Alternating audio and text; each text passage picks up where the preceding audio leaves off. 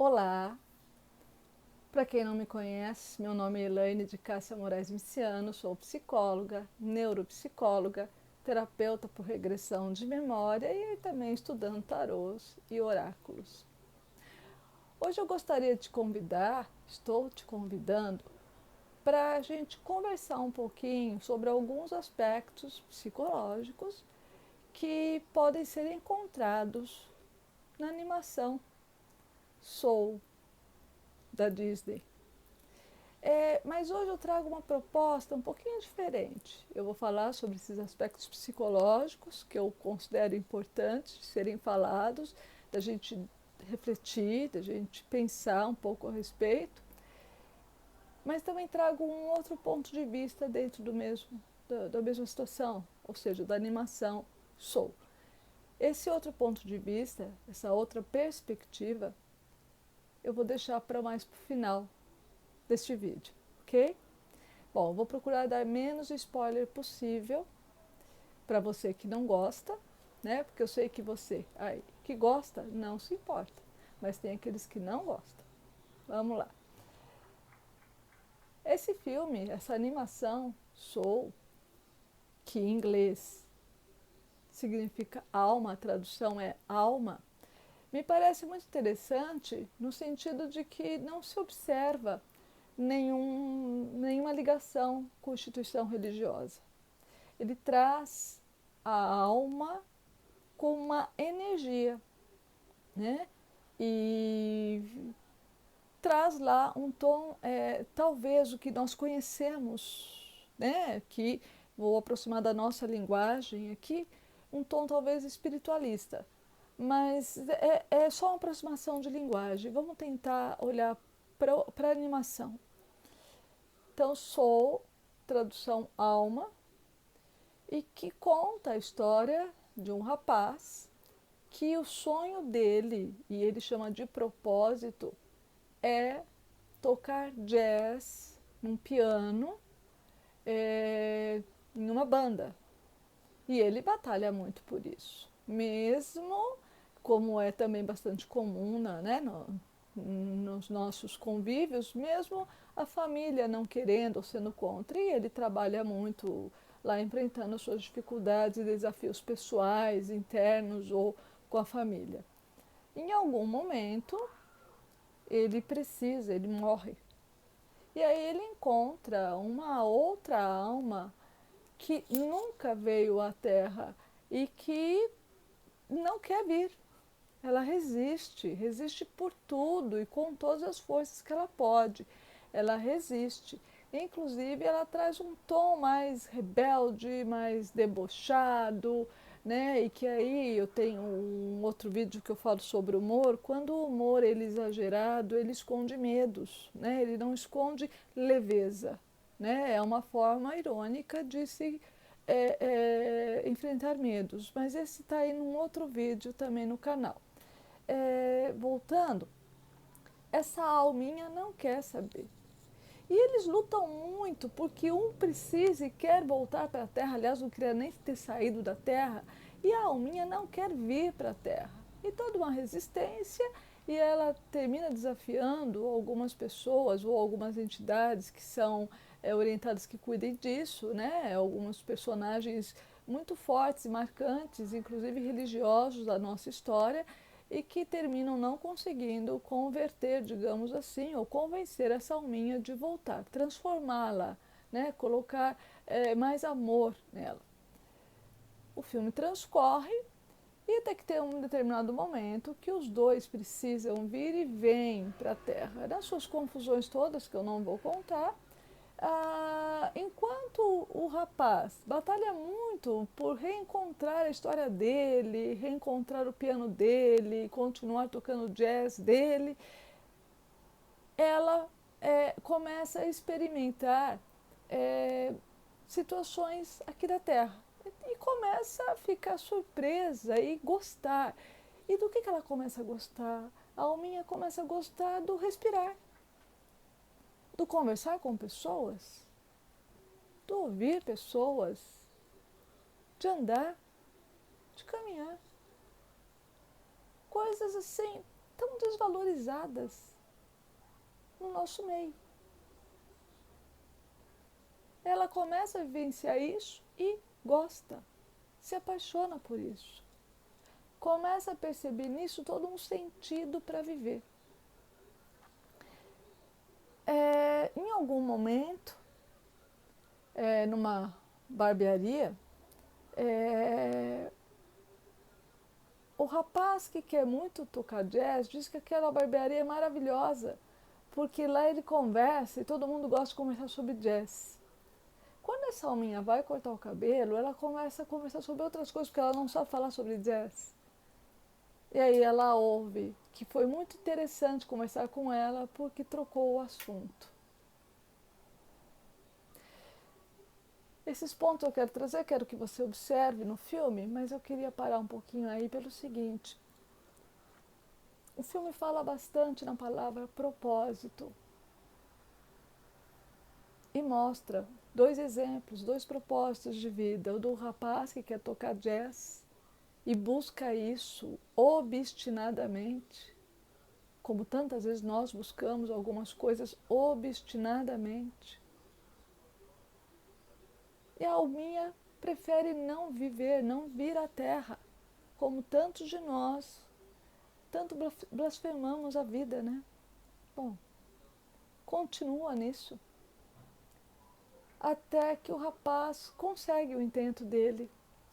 E quando ele consegue o intento dele, ou aquilo que eles chamam de propósito, ele se reconhece, ele percebe que talvez ele tenha perseguido o propósito errado, que não é aquilo, que ele perseguiu tanto um objetivo, mas que quando ele chegou a alcançar esse objetivo, não era desse jeito que ele queria. Mas dessa relação toda com essa outra alminha que ficava encantada pelo simples fato de viver, de respirar, de caminhar, de conversar, de observar a folha que cai da árvore, de observar o mundo, de observar a vida, o que ele de alguma forma passa por cima, começa a refletir nele também. E o filme vai transcorrendo de tal forma, né, muito leve, mas mostrando que o verdadeiro sentido da vida talvez não seja nós perseguirmos coisas. Talvez seja nós lutarmos por objetivos, mas observando o caminho que nós estamos escolhendo, que nós estamos percorrendo para esse objetivo. Então, enquanto nós buscamos por um objetivo, é importante observar a vida, né? Tomar um café, tomar uma água, sentir que está respirando, em especial neste momento que nós estamos vivendo, que muitas pessoas não estão conseguindo respirar, né? Vamos observar que o ar entra pelas nossas narinas e pela nossa boca e que nós expelimos esse ar também. Isso é viver a vida, é observar a vida, é compartilhar a vida, é participar da vida.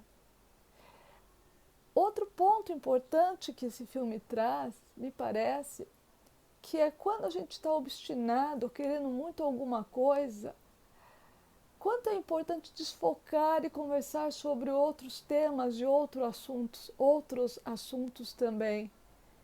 Né? Isso ajuda a arejar o nosso emocionalmente, psicologicamente, cognitivamente, o cérebro ajuda a arejar, mudar de assunto, trocar de assunto. E é muito tendencioso nosso. Quem ama o que faz, seja lá o que quer que seja, ama falar sobre isso. Mesmo que o outro nem sempre esteja interessado, mas está ouvindo por educação. Daí perceber também o que o outro quer conversar ou quer ouvir ou não. Viver é mais simples do que a gente faz e mais complexo, mas ele não é tão mais complicado. Eu acho que esse filme traz isso de um jeito muito leve, muito profundo.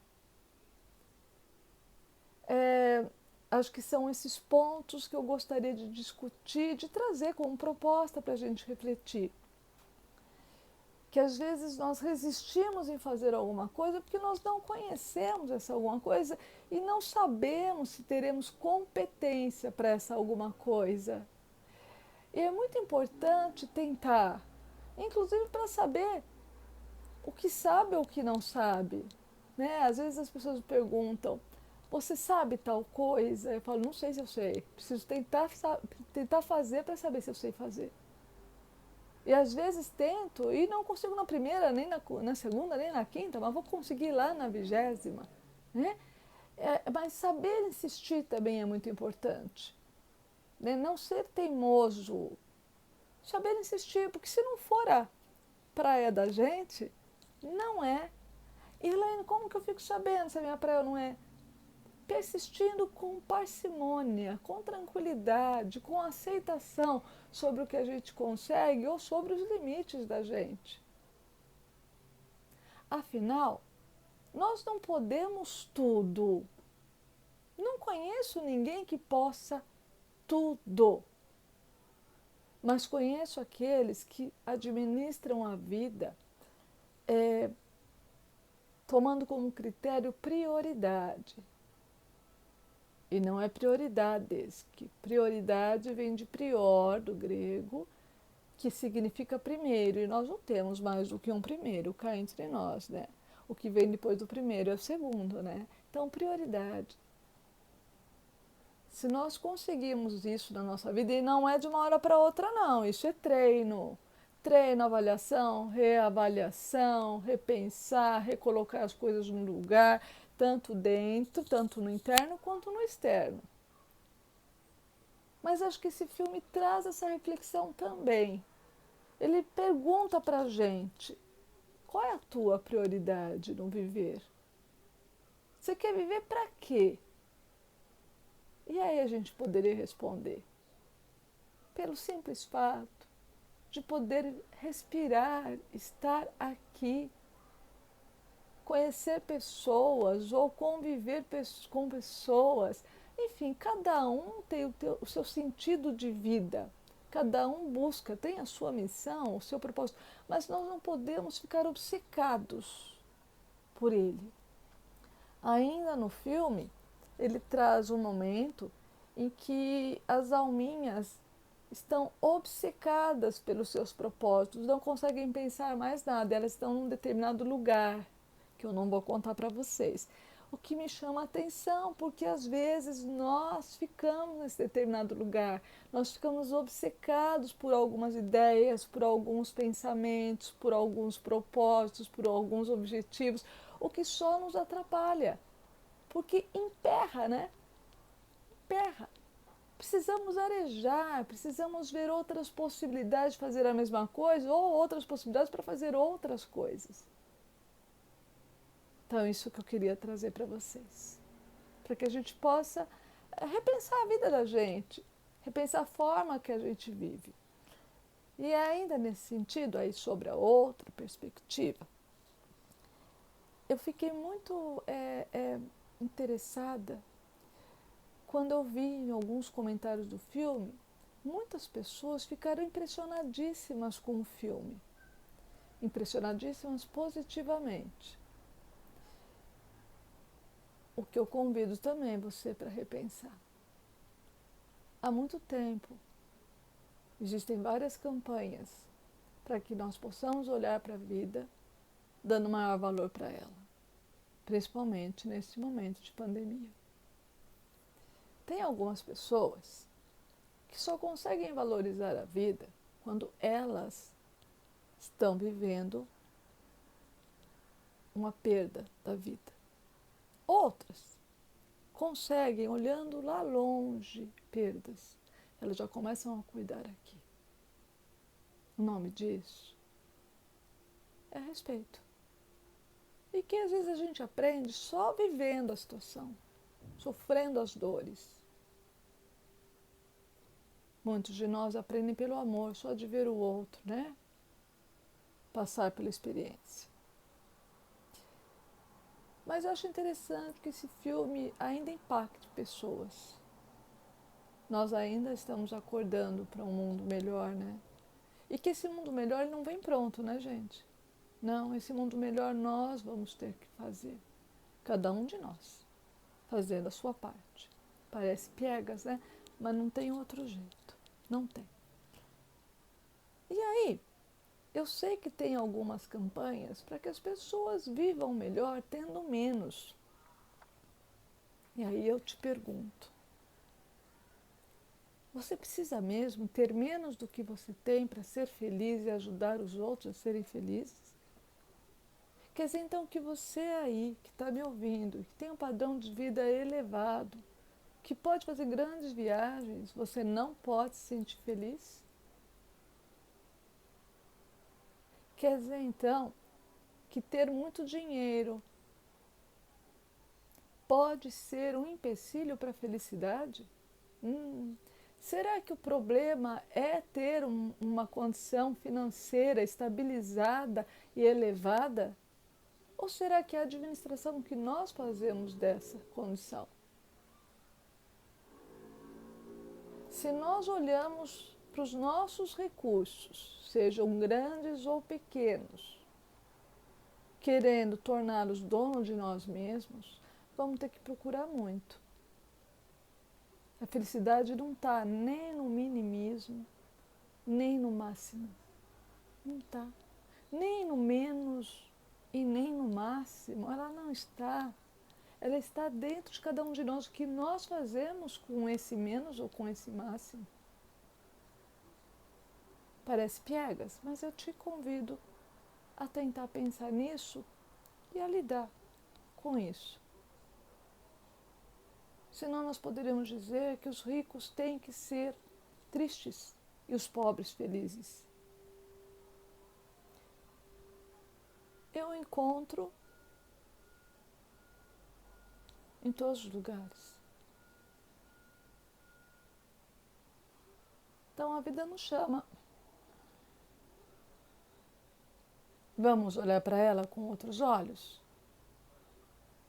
Vamos tentar fazer-nos felizes e fazer a quem está ao nosso lado feliz? Às vezes é uma questão de treino. Às vezes, muitos de nós estão congelados num roteiro de vida e acham que aquilo está certo. Eu estou aqui para te convidar a olhar para isso de novo e ver se está certo mesmo, se é desse jeito mesmo que você quer, ou se tem uma coisinha que pode mudar para ficar melhor. Ok? Por enquanto, eu agradeço a sua participação, agradeço seus comentários, agradeço sugestões, agradeço a sua visita nos meus canais. E assim, estou lá no nosso site, que é o elainemiciano.wixsite.com/caminhos da psicologia. Estou no YouTube, Doutora Elaine Miciano, e também no Instagram, Doutora Elaine Miciano. No Instagram, voltando agora com as lives com convidados. Até mais. Gratidão.